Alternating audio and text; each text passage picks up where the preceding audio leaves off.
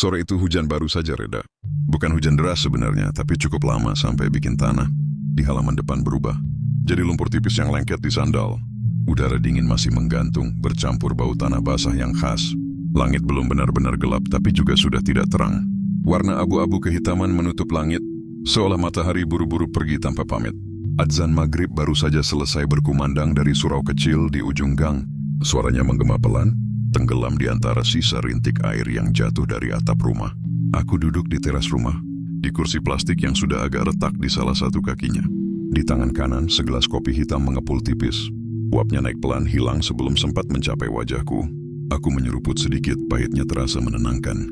Ini kebiasaan kecilku setiap sore, terutama kalau hujan turun. Duduk di teras ngopi dan menunggu istri selesai sholat maghrib di dalam rumah. Lampu teras sudah aku nyalakan sejak hujan mulai reda.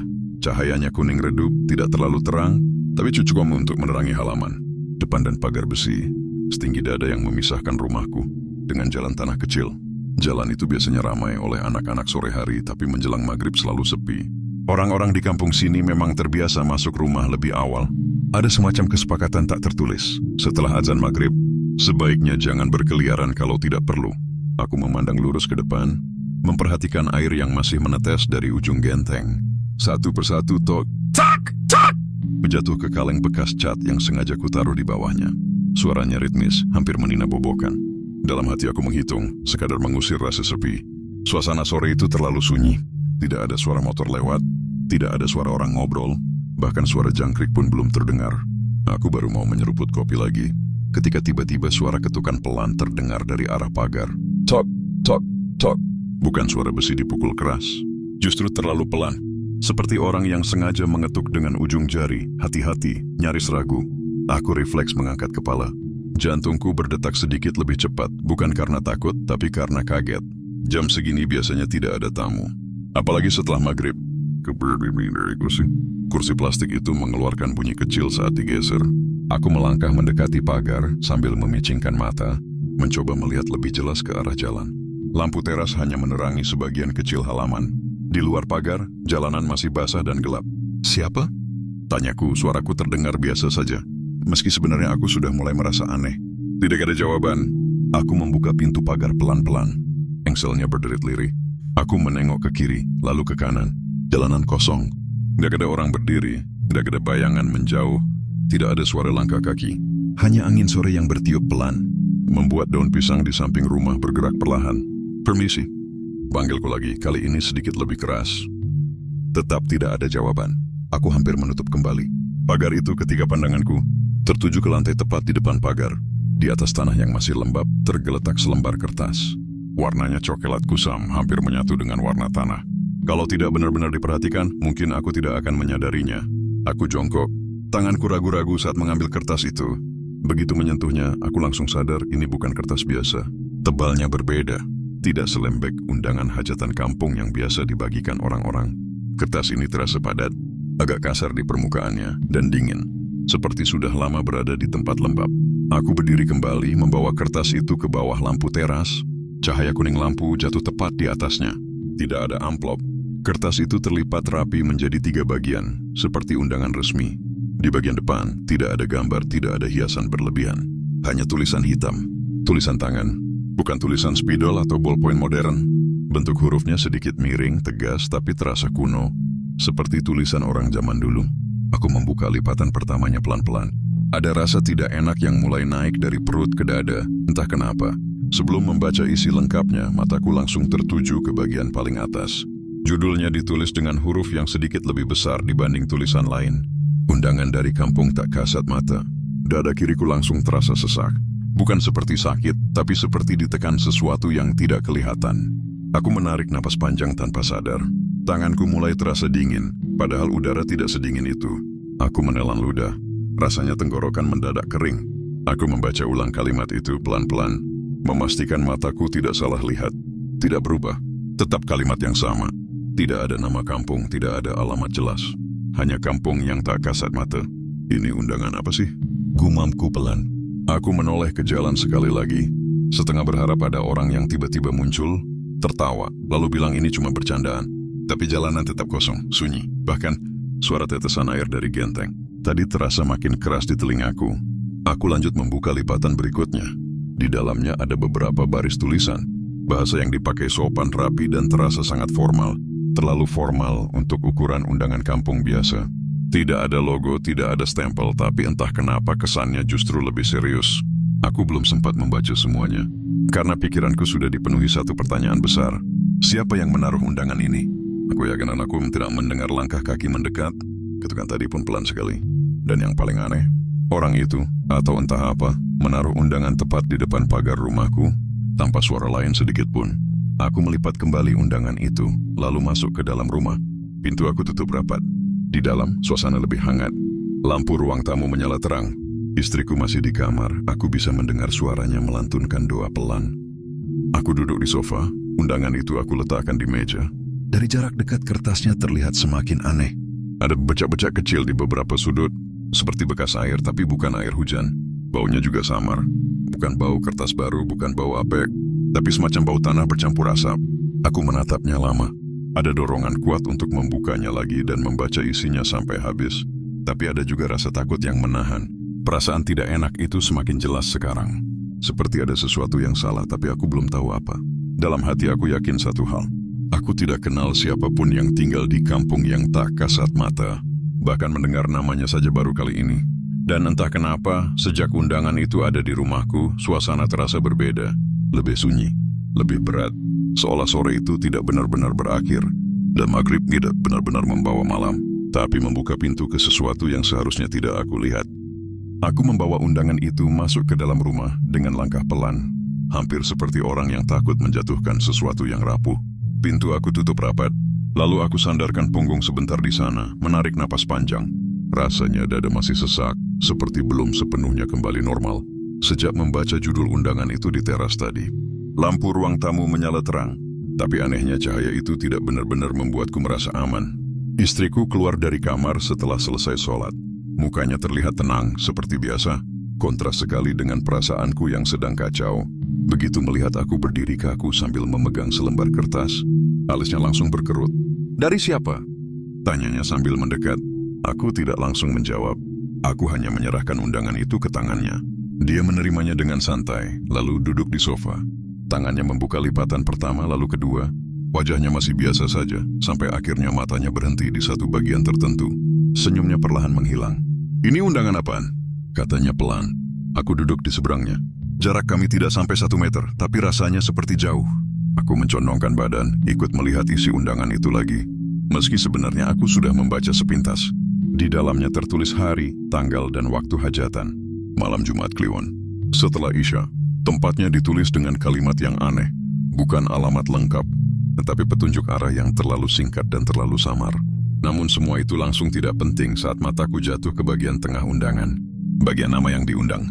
Tulisan itu sedikit lebih besar, seolah sengaja ditebalkan meski hanya dengan tinta yang sama. Dan di sana tertulis satu nama yang membuat napasku tercekat.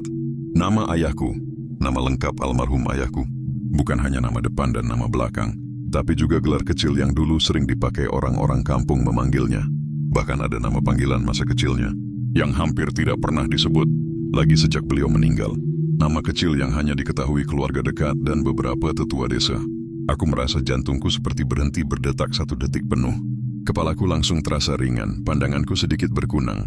Aku berdiri terlalu cepat sampai kursi sofa bergeser ke belakang. Ini nggak mungkin, gumamku. Istriku ikut berdiri. Wajahnya sekarang pucat. Tangannya gemetar saat memegang undangan itu. "Ini nama Bapak," katanya pelan, hampir berbisik. "Kok bisa?" Aku menggeleng, entah untuk menjawab dia atau menenangkan diri sendiri. Ayahku sudah meninggal beberapa tahun lalu. Meninggal dengan cara yang tenang, di rumah, dikelilingi keluarga. Tidak ada urusan yang belum selesai, setidaknya setahuku. Tidak pernah ada cerita aneh. Tidak pernah ada janji-janji aneh yang beliau ceritakan ke kami. Aku mengambil kembali undangan itu dari tangan istriku. Kubaca lagi perlahan huruf demi huruf berharap ada kesalahan. Tapi tidak. Nama itu tertulis jelas, rapi, dan terlalu spesifik untuk disebut kebetulan. "Ini jelas bukan bercandaan," kataku akhirnya. Suaraku terdengar lebih berat dari biasanya. Istriku duduk kembali, memeluk kedua lengannya sendiri. "Siapa yang berani main-main pakai nama orang yang sudah meninggal?" tanyanya. Ada nada marah, tapi lebih banyak takut. Aku tidak menjawab. Pikiranku sudah melayang kemana-mana. Kalau ini ulah orang, terlalu kejam dan terlalu rapi. Kalau ini bukan orang, aku bahkan tidak berani menyelesaikan pikiranku sendiri. Aku menurunkan pandangan ke bagian bawah undangan. Di sana ada satu kalimat kecil yang tadi sempat luput dari perhatianku. Tulisannya lebih tipis, seolah hampir disembunyikan. Jika undangan ini sudah diterima manusia, maka amanah wajib disampaikan. Aku membacanya keras-keras tanpa sadar. Setelah itu, ruangan terasa makin sunyi. Tidak ada suara TV, tidak ada suara dari luar. Bahkan suara jam dinding di ruang tamu seperti mendadak lebih pelan. "Amanah apa?" Istriku bertanya. Aku mengangkat bahu pelan. Aku juga enggak tahu. Kalimat itu terasa seperti peringatan. Bukan ancaman langsung, tapi cukup untuk membuat bulu kuduk berdiri. Seolah undangan ini tidak ditujukan sepenuhnya untuk ayahku, tapi untuk siapapun yang akhirnya menerimanya. Dalam hal ini aku melipat kembali undangan itu dengan hati-hati, lalu meletakkannya di atas meja. Tanganku masih dingin. Ada dorongan aneh untuk segera membuangnya, membakarnya, atau setidaknya menyimpannya jauh-jauh. Tapi ada juga perasaan lain yang lebih kuat. Perasaan bahwa undangan ini tidak akan bisa begitu saja dihilangkan. Malam itu kami makan malam dalam diam. Biasanya kami ngobrol ringan soal hari masing-masing, tapi kali ini tidak. Piring dan sendok beradu pelan terdengar terlalu keras di telinga. Beberapa kali istriku melirik ke arah meja ruang tamu. Ke tempat undangan itu tergeletak, seolah takut kertas itu tiba-tiba bergerak sendiri. Setelah makan aku mencoba bersikap biasa. Aku bilang ke istriku mungkin ini cuma undangan salah alamat, atau ulah orang iseng yang keterlaluan. Tapi bahkan aku sendiri tidak percaya dengan ucapanku. Istriku hanya mengangguk, tapi matanya jelas tidak yakin. Menjelang tidur, aku membawa undangan itu ke kamar. Aku taruh di atas lemari, menghadap ke dinding. Entah kenapa aku tidak mau melihatnya lagi. Istriku sudah berbaring lebih dulu, memunggungiku. Aku tahu dia juga gelisah, tapi memilih diam. Lampu kamar aku matikan. Gelap langsung menyelimuti ruangan. Biasanya aku bisa langsung memejamkan mata, tapi malam itu tidak. Mataku terbuka lebar. Menatap langit-langit yang samar terlihat karena cahaya dari luar jendela. Setiap aku memejamkan mata, bayangan tulisan nama ayahku muncul lagi. Terus berulang. Aku teringat wajah beliau, suaranya, caranya memanggil namaku. Ada perasaan bersalah yang tiba-tiba muncul, meski aku tidak tahu salah karena apa. Aku terbangun beberapa kali malam itu. Sekali karena mimpi ayahku berdiri di depan pagar rumah, hanya diam menatapku. Sekali lagi karena merasa seperti ada yang memanggil namaku pelan dari arah ruang tamu. Tapi setiap aku bangun dan mendengarkan tidak ada apa-apa. Hanya sunyi. Sekitar jam 3 pagi, aku akhirnya menyerah untuk tidur. Aku duduk di tepi kasur menyalakan lampu kecil. Keringat dingin membasahi punggungku. Di dalam hati, satu kesimpulan mulai terbentuk meski aku tidak mau mengakuinya. Undangan ini bukan sekadar undangan. Dan nama ayahku yang tertulis di sana bukan tanpa alasan. Malam itu aku benar-benar tidak bisa tidur. Dan entah kenapa aku merasa, sejak undangan itu masuk ke rumah kami, ada sesuatu yang ikut masuk bersamanya. Sesuatu yang menunggu, diam, sabar, menunggu amanah itu disampaikan. Paginya aku bangun dengan kepala masih terasa berat, mata perih karena kurang tidur, dan badan rasanya tidak benar-benar segar meski sempat terpejam beberapa kali. Cahaya matahari pagi masuk lewat celah jendela, tapi entah kenapa tidak membawa rasa hangat seperti biasanya. Udara di dalam rumah terasa pengap, padahal pintu dan jendela sudah terbuka. Undangan itu masih ada di atas lemari, terlipat rapi, tapi kehadirannya seperti memenuhi seluruh ruangan. Istriku menyiapkan sarapan dengan wajah diam. Kami tidak banyak bicara, hanya sesekali saling pandang lalu sama-sama mengalihkan mata. Aku tahu dia menungguku mengambil keputusan, dan aku tahu satu-satunya orang yang mungkin bisa memberi penjelasan ada di kepalaku sejak malam tadi. Pak Lurah, orang paling tua di desa. Bukan sekadar lurah secara jabatan, tapi juga secara usia dan pengalaman. Dia tinggal di rumah kayu tua di ujung desa, dekat pohon beringin besar yang konon sudah ada sejak desa ini berdiri. Sejak kecil aku sering dengar cerita, kalau ada urusan aneh-aneh, urusan yang tidak bisa dijelaskan logika, orang-orang pasti datang ke beliau. Setelah sarapan aku mengambil undangan itu. Tanganku masih ragu saat memasukkannya ke dalam map plastik bening, seolah ingin memberi jarak antara diriku dan kertas itu. Istriku menatapku dengan cemas. Hati-hati, katanya singkat. Aku mengangguk, lalu melangkah keluar rumah. Pagi itu desa terlihat biasa saja. Anak-anak berangkat sekolah, beberapa ibu menyapu halaman, dan suara ayam terdengar di sana-sini. Tapi entah kenapa, aku merasa seperti berjalan di tempat yang sedikit berbeda dari kemarin. Setiap orang yang aku lewati seolah terlalu diam, terlalu fokus pada urusannya sendiri. Aku mencoba menyapa, beberapa menjawab, beberapa hanya mengangguk. Rumah Pak Lurah berada agak jauh. Semakin mendekat ke sana, suasana terasa makin sunyi. Pohon beringin besar di depan rumahnya berdiri kokoh, akarnya menjuntai sampai ke tanah. Daun-daunnya rimbun, membuat halaman di bawahnya selalu teduh, bahkan saat matahari sudah mulai naik. Aku berhenti sejenak sebelum masuk ke halaman. Entah kenapa langkah kakiku terasa berat. Ada perasaan seperti sedang melangkah ke sesuatu yang seharusnya tidak aku ketahui. Tapi aku tetap maju. Aku ketuk pintu rumah kayu itu pelan. Tok, tok. Tidak lama pintu terbuka. Pak Lurah berdiri di sana, mengenakan sarung dan baju koko putih yang sudah agak kusam. Rambutnya memutih semua, wajahnya penuh keriput, tapi matanya masih tajam. Begitu melihatku, dia tersenyum tipis. "Mas, pagi-pagi sudah kesini," katanya. Aku membalas senyum, meski rasanya dipaksakan. "Maaf Pak, saya mau tanya sesuatu." Beliau mempersilakan aku masuk. Di dalam rumah, suasananya sederhana. Bau kayu tua bercampur aroma kopi hitam. Kami duduk berhadapan di ruang tamu kecil. Aku membuka map plastik dan mengeluarkan undangan itu, lalu meletakkannya di atas meja rendah di antara kami. Pak Lurah awalnya masih terlihat biasa saja, tapi begitu matanya menangkap tulisan di bagian atas undangan itu, senyumnya menghilang. Alisnya berkerut dan wajahnya perlahan berubah. Warna di wajahnya seolah tersedot keluar, meninggalkan pucat yang jelas terlihat. Tangannya yang tadi tenang kini sedikit gemetar saat mengambil undangan itu. "Dari mana kamu dapat ini?" tanyanya pelan. "Tadi maghrib. Ditaruh di depan pagar rumah, Pak," jawabku jujur. Beliau tidak langsung menanggapi. Matanya membaca setiap baris dengan sangat perlahan, seolah tidak ingin melewatkan satu huruf pun. Ketika sampai di bagian nama yang diundang, aku melihat napasnya tertahan sesaat. Bibirnya bergetar halus. "Mas," katanya, akhirnya suaranya berubah berat. "Kamu jangan ke sana." Kalimat itu diucapkannya pelan tapi tegas. Tidak ada keraguan di dalamnya. Aku menelan ludah. "Kemana, Pak?" tanyaku, meski sebenarnya aku sudah tahu maksudnya. "Itu undangan makhluk yang hidup berdampingan sama kita," lanjutnya. Matanya menatapku dalam-dalam, tapi dunianya beda. Aku merasakan bulu kuduku berdiri. Kata-katanya tidak diucapkan dengan nada menakut-nakuti, justru terlalu tenang, seolah membicarakan sesuatu yang sudah lama beliau kenal. "Maksudnya jin?" tanyaku hati-hati. Pak Lurah mengangguk pelan. "Ya, mereka yang tidak kelihatan tapi ada. Dari dulu ada." Aku menarik napas panjang. "Tapi Pak, di undangan ini mereka menyebut diri mereka Muslim." Beliau meletakkan undangan itu kembali ke meja, lalu menyandarkan punggung ke kursi. Matanya memejam sesaat seolah mengumpulkan ingatan lama. "Justru itu yang bikin serius," katanya. "Kalau mereka mengundang dengan cara sopan, pakai bahasa halus, dan menyebut diri mereka Muslim, berarti niatnya bukan main-main." Aku makin bingung. "Serius bagaimana, Pak?" Pak Lurah membuka mata. Tatapannya tajam, tapi juga penuh peringatan. Artinya mereka datang bukan untuk iseng. Ada urusan, ada amanah, ada janji lama, atau ada kesepakatan yang belum selesai. Aku langsung teringat nama ayahku di undangan itu. Ayah saya. Apakah beliau pernah? Pak Lurah mengangkat tangan menghentikanku. "Saya tidak tahu pasti," katanya. "Tapi orang-orang tua dulu, termasuk ayahmu, hidup di zaman yang berbeda. Mereka lebih dekat dengan alam, lebih menghormati yang tidak kelihatan. Kadang mereka berbuat baik tanpa cerita ke anak-anaknya." Aku terdiam. Penjelasan itu masuk akal, tapi justru makin menakutkan. "Pak," kataku lirih, "kalau undangan ini saya abaikan?" Pak Lurah menghela napas panjang. Mengabaikan juga bukan pilihan aman. Aku menatapnya kaget.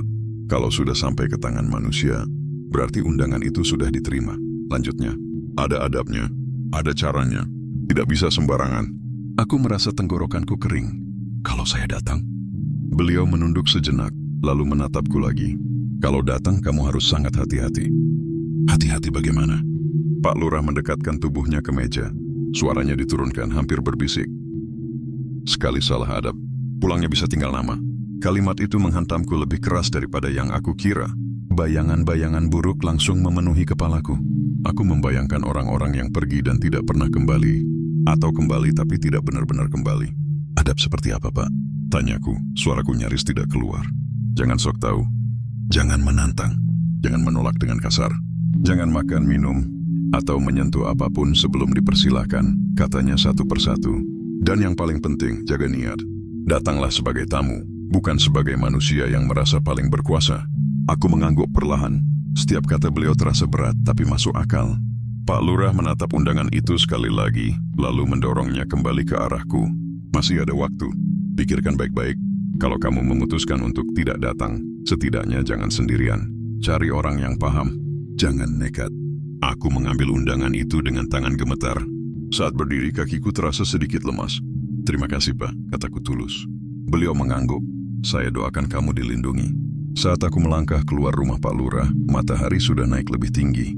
Tapi anehnya hawa di sekitarku terasa lebih dingin. Daun beringin bergoyang pelan meski tidak ada angin kencang. Aku melangkah pulang dengan pikiran kacau. Satu hal yang pasti sekarang, undangan itu nyata. Dan apapun yang menunggu di baliknya, bukan sesuatu yang bisa aku anggap remeh. Rasa penasaran akhirnya menang. Seharian penuh pikiranku tidak bisa lepas dari undangan itu. Setiap kali aku mencoba melakukan hal lain, bayangan tulisan tangan hitam dan nama ayahku selalu muncul. Aku tahu risikonya besar, tapi justru karena itulah aku merasa tidak bisa diam saja. Seperti ada sesuatu yang menuntut untuk dihadapi, bukan dihindari. Sore itu aku kembali ke rumah Pak Lurah. Kali ini aku tidak datang sendiri. Istriku tahu aku akan pergi. Meski wajahnya jelas menunjukkan kekhawatiran yang ia pendam. Aku tidak berani berjanji apa-apa, hanya meminta doanya. Pak Lurah sudah menungguku di teras rumahnya. Di samping beliau duduk seorang ustaz kampung yang cukup dikenal. Orangnya sederhana, pakai peci hitam dan baju koko abu-abu. Wajahnya tenang, tapi sorot matanya tajam dan dalam. Kami tidak banyak berbincang. Keputusan sudah diambil. Pak Lurah hanya memastikan satu hal, bahwa kami berangkat setelah Isya, katanya. Itu waktu yang paling aman, waktu di mana batas dua dunia sedang tenang. Aku tidak sepenuhnya mengerti maksudnya, tapi aku mengangguk saja. Setelah Isya, kami berkumpul di depan rumahku. Lingkungan sekitar sudah sepi. Lampu-lampu rumah mulai banyak yang dimatikan. Hanya suara serangga malam yang terdengar pelan. Aku membawa undangan itu di saku baju, dekat dada. Entah kenapa aku merasa harus membawanya di situ, bukan di tas atau saku celana. Kami berjalan kaki. Tidak ada motor, tidak ada kendaraan apapun. Kata Pak Lurah, lebih baik begitu. Perjalanan dimulai menyusuri jalan desa, lalu berbelok ke arah kebun yang jarang dilewati orang malam-malam. Ustaz berjalan di depan, Pak Lurah di tengah, dan aku di belakang. Langkah kami pelan dan teratur. Tidak ada yang berbicara, kecuali sesekali Pak Lurah berdehem kecil. Semakin jauh kami berjalan, semakin gelap suasananya. Lampu-lampu desa sudah tidak terlihat, hanya cahaya bulan yang tertutup awan tipis. Membuat jalan setapak di depan kami tampak samar. Aku mulai mendengar suara-suara malam yang tidak biasa. Bukan suara binatang buas, tapi suara gesekan, seolah ada sesuatu yang bergerak di antara semak-semak. Kami akhirnya sampai di tepi hutan kecil. Hutan ini sebenarnya tidak terlalu luas. Siang hari sering dilewati orang untuk memotong jalan atau mencari kayu bakar. Tapi malam itu, hutan itu terasa berbeda. Pohon-pohonnya tampak lebih rapat, lebih tinggi. Udara di sekitarnya dingin, dan ada bau tanah basah bercampur sesuatu yang sulit dijelaskan. Seperti bau daun tua dan asap tipis. Kami masuk tanpa menoleh ke belakang. Aku berusaha mengingat pesan Ustaz. Meski rasa ingin tahu dan takut bercampur jadi satu, setiap langkah di dalam hutan terasa lebih berat. Seolah tanah di bawah kakiku menahan. Suara dedaunan bergesek terdengar jelas. Aku bisa mendengar napasku sendiri. Entah berapa lama kami berjalan, tiba-tiba cahaya kecil terlihat di kejauhan. Awalnya aku kira itu kunang-kunang, tapi semakin dekat, cahaya itu semakin jelas dan stabil. Bukan satu tapi banyak. Lampu-lampu kecil berwarna kekuningan tersusun rapi. Kami keluar dari balik pepohonan dan aku berhenti melangkah. Di hadapanku, di tengah hutan yang selama ini kosong, berdiri sebuah kampung. Bukan satu atau dua rumah, tapi puluhan. Rumah-rumah kayu berjajar rapi dengan jarak yang teratur. Jalan setapak membelah kampung itu bersih dan rata. Lampu-lampu temaram menyala di depan tiap rumah. Cahayanya lembut, tidak menyilaukan. Dari kejauhan terdengar suara orang mengaji. Pelan dan berirama kini seperti tadarus di malam-malam Ramadan. Kakiku gemetar, tanganku dingin. Aku sadar mulutku terbuka tapi tidak ada suara yang keluar. Ini tidak masuk akal. Aku tahu persis tempat ini seharusnya hutan. Tidak pernah ada kampung, tidak pernah ada rumah. Tapi apa yang kulihat di depan mata terlalu nyata untuk disebut halusinasi. Aku bisa mencium aroma masakan samar-samar. Aku bisa mendengar langkah kaki di dalam kampung. Bahkan aku bisa melihat bayangan orang-orang bergerak di balik jendela rumah kayu. Pak Lurah berhenti di sampingku. Wajahnya serius tapi tidak terlihat terkejut, seolah ia sudah menduga ini semua. Ustaz berdiri paling depan, menutup mata sejenak, lalu berbisik pelan, entah doa apa. "Tenang," katanya tanpa menoleh. "Tetap di barisan. Jangan mendahului." Kami melangkah masuk. Begitu melewati batas kampung itu, suasana berubah lagi. Udara terasa lebih hangat. Jalan setapak di bawah kaki kami tidak lagi lembab seperti tanah hutan, tapi kering dan padat. Aku bisa mendengar suaraku sendiri saat menelan ludah. Beberapa sosok muncul di kejauhan. Mereka berjalan pelan mendekat. Pakaiannya rapi, seperti warga kampung biasa. Sarung, baju koko, kerudung. Wajah mereka tersenyum, sopan, tapi entah kenapa senyum itu tidak sampai ke mata. Mata mereka terlihat gelap, hitam, tanpa pantulan cahaya. Sugeng Rawuh, salah satu dari mereka menyapa dengan suara lembut. Aku ingin menjawab, tapi lidahku terasa kaku. Ustadz yang lebih dulu membalas salam, suaranya tenang dan jelas. Sosok-sosok itu mengangguk hormat lalu memberi jalan. Kami diarahkan ke sebuah rumah kayu yang lebih besar dari yang lain. Lampunya lebih terang, dan di depannya tergantung kain putih sederhana, seperti tanda sedang ada hajatan. Suara mengaji terdengar lebih jelas di sini. Aku bisa melihat beberapa orang duduk bersila di dalam. Memegang kitab, bibir mereka bergerak pelan. Kami dipersilakan duduk. Aku duduk paling ujung dekat Pak Lurah.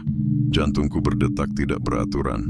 Tanganku gemetar, dan aku harus menggenggam lutut sendiri agar tidak terlihat terlalu jelas. Tak lama, hidangan mulai dihidangkan. Nasi, lauk pauk, minuman hangat. Aromanya menggoda. Perutku yang sejak sore belum diisi terasa melilit. Tanganku hampir bergerak sendiri, tapi aku langsung teringat pesan Ustaz. Jangan makan sebelum dipersilakan. Aku menahan diri sekuat tenaga. Keringat dingin mulai keluar di pelipisku. Aku menunduk, fokus pada napasku sendiri. Ustaz menoleh sedikit ke arahku. Tatapannya singkat, tapi cukup untuk mengingatkanku. Aku mengangguk pelan. Suasana di dalam rumah itu tenang, terlalu tenang. Tidak ada suara ramai seperti hajatan manusia biasanya. Tidak ada tawa keras. Semua orang bergerak dengan tertib, sopan, dan pelan. Seolah setiap gerakan sudah diatur. Aku ingin bertanya banyak hal.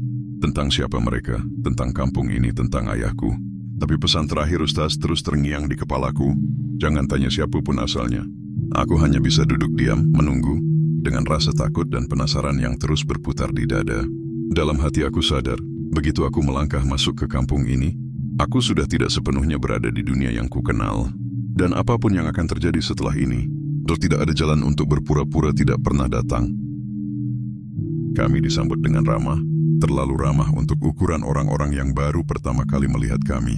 Begitu melangkah masuk lebih jauh ke dalam kampung itu, beberapa orang berdiri dan menundukkan kepala sedikit, seperti menyambut tamu kehormatan. Senyum mereka tipis, rapi, tidak berlebihan. Tidak ada tatapan curiga, tidak ada wajah dingin. Semuanya terlihat sopan, teratur, dan tenang. Pakaian mereka bersih dan rapi. Para laki-laki mengenakan sarung dan baju koko berwarna netral. Sebagian memakai peci hitam. Para perempuan memakai kerudung polos dengan warna lembut. Tidak ada yang mencolok. Tidak ada yang terlihat aneh jika dilihat sepintas. Mereka seperti warga kampung biasa yang sedang mengadakan hajatan keagamaan. Tutur kata mereka halus. Saat berbicara, suaranya pelan, terukur, dan penuh adab. Tidak ada yang berbicara keras. Tidak ada yang tertawa terbahak-bahak. Semua terdengar sopan, seolah sedang berada di tempat ibadah. Tapi ada satu hal yang sejak awal membuat dadaku terasa tidak nyaman. Mata mereka. Saat aku memberanikan diri menatap wajah-wajah itu lebih lama, aku sadar sesuatu yang aneh. Mata mereka hitam pekat. Bukan hitam biasa, tapi hitam yang dalam. Seperti tidak memiliki batas. Tidak ada pantulan cahaya lampu di sana. Tidak ada kilau kecil yang biasanya terlihat di mata manusia. Tatapan mereka kosong, tapi sekaligus terasa mengamati segalanya. Setiap kali pandangan kami bertemu, aku refleks menunduk. Ada perasaan seperti sedang ditelanjangi, dibaca sampai ke dalam hati. Aku bisa merasakan telapak tanganku basah oleh keringat. Kami dipersilakan duduk di ruangan utama rumah kayu besar itu. Lantainya bersih, dilapisi tikar anyaman yang tersusun rapi. Di bagian depan ruangan, beberapa orang duduk bersila menghadap satu arah. Di dinding, tergantung kain putih sederhana tanpa hiasan. Tidak ada foto pengantin. Tidak ada dekorasi berlebihan seperti hajatan manusia biasanya. Semuanya sederhana, tapi terasa terlalu tertata. Acara dimulai dengan doa. Seorang lelaki tua berdiri di depan. Suaranya berat, tenang, dan fasih melantunkan ayat-ayat yang sangat kukenal. Bacaan Al-Qur'annya tartil, indah, dan penuh penghayatan. Aku mendengarkan dengan campuran rasa lega dan bingung. Apa yang kulihat dan kudengar ini terlalu sempurna. Setelah doa, acara berlanjut seperti hajatan biasa. Hidangan mulai disajikan. Piring-piring diletakkan di hadapan kami dengan gerakan pelan dan hati-hati. Nasi putih mengepul, lauk pauk tersusun rapi, dan minuman hangat diletakkan di sampingnya. Aromanya sangat menggoda, bau nasi hangat bercampur. Rempah membuat perutku yang sejak sore kosong langsung bereaksi. Aku melirik Pak Lurah di sampingku. Wajahnya tenang, tapi rahangnya mengeras. Ustaz duduk sedikit di depan kami, punggungnya tegak. Kedua tangannya diletakkan di atas lutut. Dari caranya duduk, aku tahu dia sedang sangat waspada. Di sekeliling kami orang-orang mulai makan. Gerakan mereka pelan, teratur. Tidak ada suara sendok beradu keras dengan piring.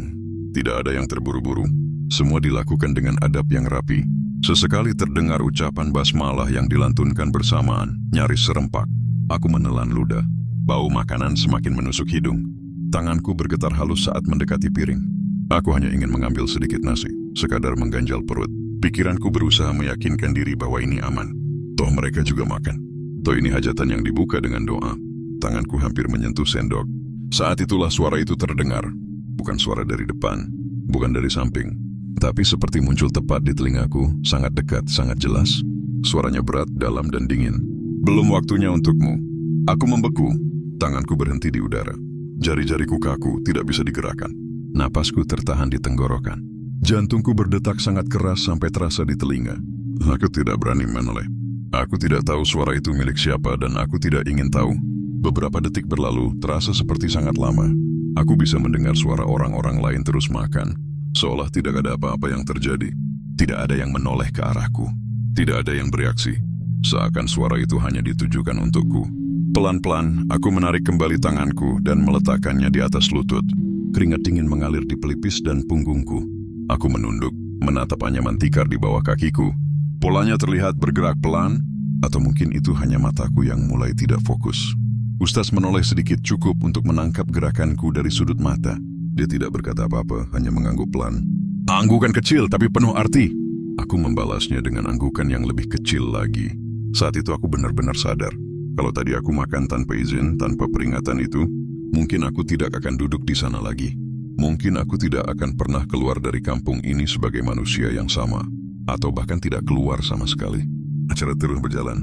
Setelah makan, seorang laki-laki lain berdiri dan memberikan ceramah. Isinya tentang syukur, tentang adab bertamu, tentang pentingnya menjaga janji dan amanah. Kata-katanya lembut, tapi setiap kalimat terasa seperti ditujukan langsung kepadaku. Seolah dia tahu persis siapa aku, apa yang aku rasakan, dan kenapa aku datang ke tempat itu. Beberapa kali aku merasa pandangan mata hitam itu tertuju padaku. Aku tidak berani membalas tatapan mereka. Aku hanya menunduk, mendengarkan, dan berusaha mengatur napas.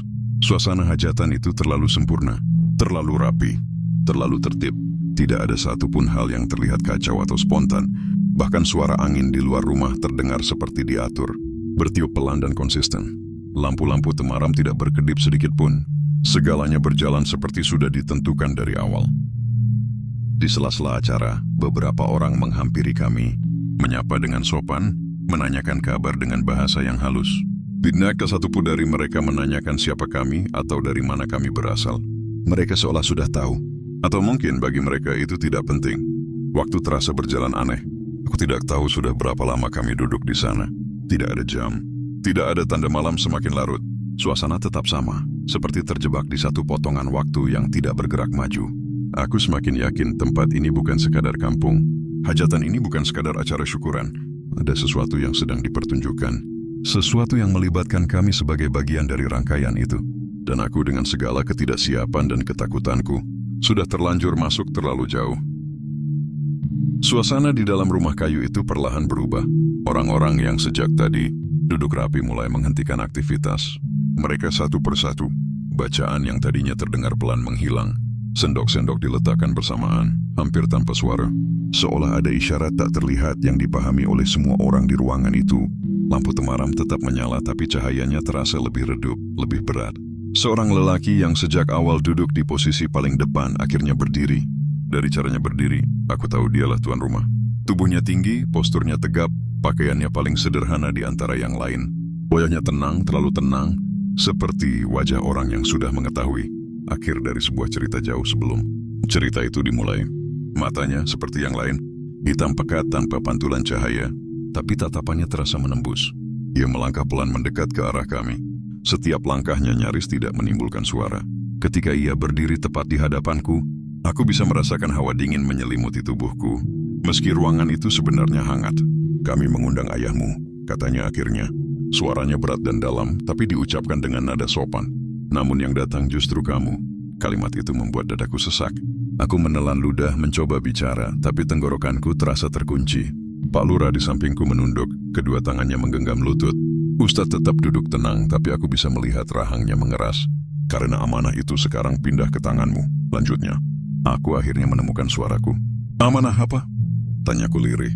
Tuan rumah itu tersenyum tipis. Bukan senyum mengejek, bukan pula senyum ramah. Lebih seperti senyum orang yang memahami kebingungan orang lain. Amanah yang dulu diterima ayahmu, katanya. Dan kini tanpa ia sadari berpindah kepadamu. Ia melangkah mundur satu langkah, lalu duduk bersila menghadap kami sejajar dengan posisi kami. Orang-orang lain tetap diam, seolah tidak ingin melewatkan satu kata pun.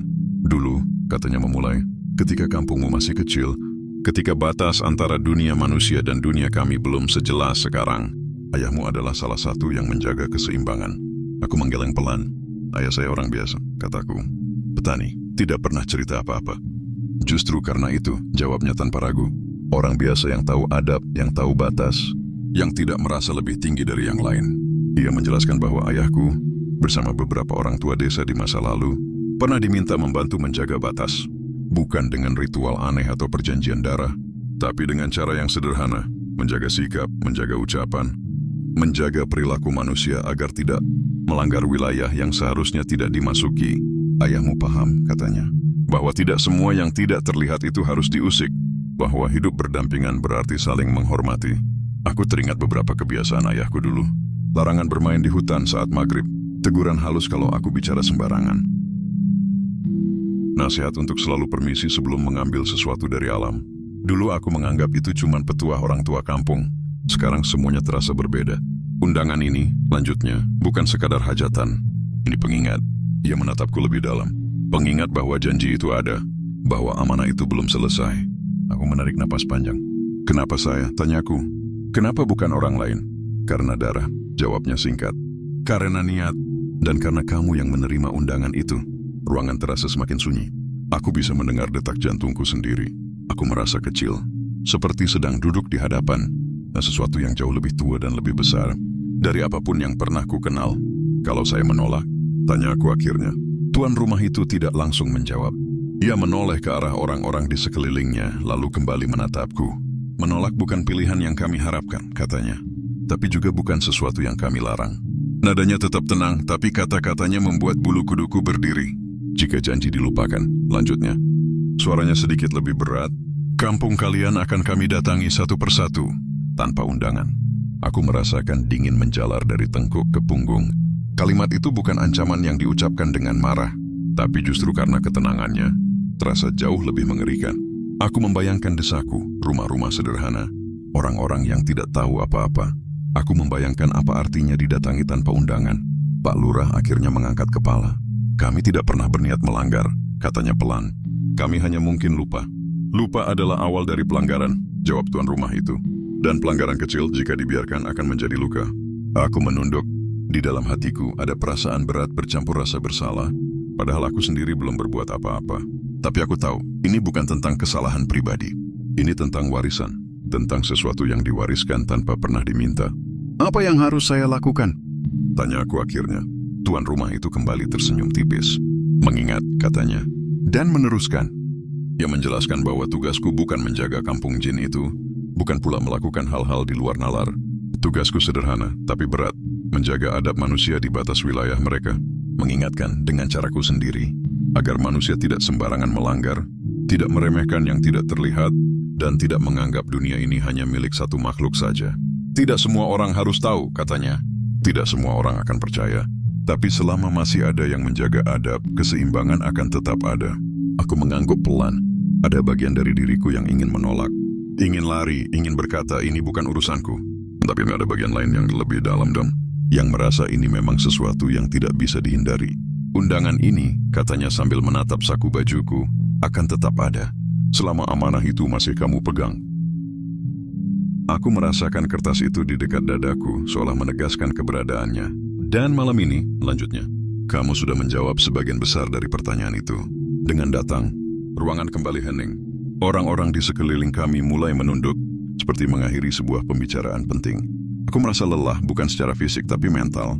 Seperti baru saja melewati sesuatu yang menguras seluruh tenaga. Dalam hati aku tahu, sejak malam ini, hidupku tidak akan benar-benar sama. Aku mungkin akan kembali ke desa, ke rumah, ke rutinitas biasa. Tapi ada sesuatu yang kini melekat padaku. Sesuatu yang tidak terlihat tapi terasa berat di pundak. Undangan itu bukan awal dari cerita. Itu hanyalah pengingat bahwa cerita lama belum benar-benar selesai. Kami pulang sebelum subuh, Saat langit masih berwarna abu-abu tua dan udara dingin menusuk tulang, tidak ada yang banyak bicara. Langkah kami pelan, seolah takut suara kaki sendiri bisa mengundang sesuatu mengikuti dari belakang. Ustaz berjalan paling depan, bibirnya tak berhenti bergerak melafalkan doa pelan. Pak Lurah di tengah, sesekali menoleh ke kanan dan kiri. Wajahnya masih tegang, seperti orang yang baru saja bangun. Dari mimpi buruk tapi belum yakin sudah benar-benar sadar. Aku berjalan paling belakang. Bukan karena sengaja, tapi karena kakiku terasa berat. Setiap kali melangkah menjauh dari tempat itu, ada perasaan aneh di dadaku, seperti ada sesuatu yang tertinggal, atau justru ikut bersamaku tanpa aku sadari. Aku ingat pesan Ustaz, jangan menoleh ke belakang. Tapi godaan itu besar sekali. Aku ingin memastikan kampung itu masih ada atau sudah lenyap.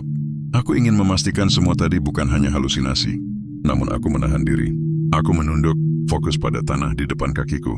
Tanah hutan itu lembab, dingin, dan berbau daun busuk. Tidak ada suara jangkrik, tidak ada burung malam. Hutan itu sunyi dengan cara yang tidak wajar. Begitu kami melewati batas pepohonan terakhir, semuanya berubah. Udara terasa lebih ringan. Bau tanah digantikan aroma sawah basah. Dari kejauhan terdengar suara ayam berkokok, pertanda waktu subuh sudah dekat. Aku berhenti melangkah. Pak Lurah dan Ustaz ikut berhenti. Aku menoleh. Hutan di belakang kami tetap hutan. Gelap, rapat, dan sunyi. Tidak ada cahaya lampu, tidak ada rumah kayu, tidak ada jalan setapak yang tadi kami lewati. Seolah-olah kampung itu tidak pernah ada. Seolah-olah kami tidak pernah masuk ke sana. Aku menelan ludah. Dadaku terasa kosong sekaligus penuh. Kita sudah kembali, kata Pak Lurah lirih. Lebih seperti meyakinkan dirinya sendiri. Tidak ada rasa lega. Yang ada justru perasaan ganjil. Seperti pulang ke rumah yang sudah lama ditinggalkan. Tapi menyadari ada perabot yang posisinya berubah sedikit. Kami berpisah di ujung jalan desa. Ustaz menepuk bahuku pelan. Jaga adab, katanya singkat. Itu saja. Aku mengangguk. Kata-kata itu sederhana, tapi kini terasa seperti beban seumur hidup. Saat sampai di rumah, istriku sudah bangun. Wajahnya cemas. Ia tidak banyak bertanya ketika melihat raut mukaku. Ia hanya menyeduh teh hangat dan duduk di sampingku. Kami diam lama. Aku ingin menceritakan semuanya, tapi setiap kali mencoba membuka mulut, kata-katanya terasa terlalu berat untuk keluar. Aku pulang, kataku akhirnya. Kalimat paling aman yang bisa kuucapkan. Hari-hari setelah itu berjalan seperti biasa, setidaknya di permukaan. Aku kembali ke rutinitas. Bangun pagi, bekerja, berbincang dengan tetangga. Tidak ada kampung misterius di hutan. Tidak ada hajatan aneh. Tidak ada orang bermata hitam pekat. Tapi aku tahu ada sesuatu yang berubah. Undangan itu masih kusimpan. Kertasnya tidak pernah kusimpan sembarangan. Selalu terlipat rapi di dalam lemari dibungkus kain. Aku tidak pernah berniat membuangnya. Ada perasaan kuat bahwa itu bukan benda yang bisa dibuang begitu saja. Suatu malam beberapa hari setelah kejadian itu, aku membukanya lagi. Aku ingin memastikan tulisannya masih sama. Judulnya masih tertulis dengan tinta gelap, rapi, dan dingin. Nama ayahku masih ada di sana. Tapi ada satu baris kecil di bagian bawah yang tidak kuingat sebelumnya. Tulisan itu samar, seperti baru ditambahkan. Yang menerima kini bertanggung jawab. Jantungku berdegup kencang. Aku yakin kalimat itu tidak ada sebelumnya. Aku menutup undangan itu dengan tangan gemetar. Sejak malam itu, aku tidak lagi membukanya dengan rasa penasaran, tapi dengan rasa waspada. Kadang, saat aku cukup berani untuk melihatnya lagi, susunan katanya berubah. Tidak banyak, hanya pergeseran kecil seperti kalimat yang menyesuaikan diri. Seolah-olah undangan itu hidup. Seolah-olah ia tahu siapa yang membacanya. Yang paling terasa adalah perubahan saat maghrib. Dulu waktu maghrib hanyalah waktu pergantian siang dan malam. Sekarang setiap azan maghrib terdengar, dadaku langsung terasa sesak. Bukan karena takut, tapi karena perasaan siaga yang tidak bisa dijelaskan. Aku selalu memastikan pintu dan jendela tertutup. Bukan karena percaya takhayul, tapi karena naluri. Dan sejak malam itu, ketukan itu mulai terdengar. Awalnya pelan, hampir bisa diabaikan. Cak, cak, cak. Aku kira angin. Aku kira ranting jatuh. Aku kira anak-anak tetangga bermain. Tapi ketukan itu selalu datang di waktu yang sama. Tepat setelah maghrib. Selalu 3 kali. Selalu di pagar depan rumah. Aku tidak pernah membuka pagar itu. Aku berdiri di balik pintu, menahan napas, mendengarkan. Tidak ada suara langkah. Tidak ada suara orang berbicara. Hanya ketukan itu, sopan, teratur, tidak memaksa. Istriku pernah mendengarnya sekali. Wajahnya langsung pucat. Siapa? Tanyanya pelan. Tidak usah dibuka, jawabku cepat. Kami hanya menunggu sampai ketukan itu berhenti dengan sendirinya. Setelah itu suasana kembali normal, seolah-olah tidak pernah ada apa-apa. Tapi aku tahu itu bukan ketukan orang biasa. Tidak ada orang bertamu yang datang tanpa suara langkah, tanpa batuk, tanpa salam. Kadang aku bertanya dalam hati, apa yang akan terjadi kalau aku membukanya? Tapi aku juga tahu, tidak semua pertanyaan perlu dijawab. Aku mulai lebih berhati-hati dalam hidupku. Aku menegur anak-anak yang bermain terlalu jauh ke hutan. Aku mengingatkan orang-orang untuk tidak sembarangan bicara. Tidak menghina yang tidak terlihat. Tidak menantang sesuatu yang tidak mereka pahami. Sebagian orang menertawakanku. Sebagian mengangguk sopan. Aku tidak peduli. Tugasku bukan membuat mereka percaya. Tugasku hanya mengingatkan. Aku mulai memahami ayahku. Aku mengerti kenapa ia dulu sering diam. Kenapa ia tidak pernah menjelaskan banyak hal. Kenapa ia memilih hidup sederhana dan tidak mencari perhatian. Bukan tidak tahu. Tidak tahu terlalu banyak. Kini aku mengerti satu hal yang dulu tidak pernah ia ucapkan secara langsung. Hidup berdampingan bukan berarti akrab, tapi saling menjaga jarak dengan hormat. Sejak malam itu aku percaya satu hal. Tidak semua undangan harus dipenuhi. Banyak undangan bisa ditolak, diabaikan, atau dilupakan. Tapi undangan dari dunia lain bukan untuk dipenuhi, melainkan untuk dipahami. Dan yang paling penting, tidak bisa diabaikan. Hikmah dan pelajaran yang bisa kita ambil dari cerita ini. Tidak semua yang terlihat indah boleh didekati. Ada batas yang harus dihormati. Karena rasa ingin tahu tanpa kebijaksanaan bisa membawa penyesalan. Jika kamu suka cerita horor bernuansa lokal seperti ini, jangan lupa subscribe, like, dan share agar cerita mistis Nusantara terus hidup. Tulis di komentar, menurutmu, apa yang ada di balik gapura itu?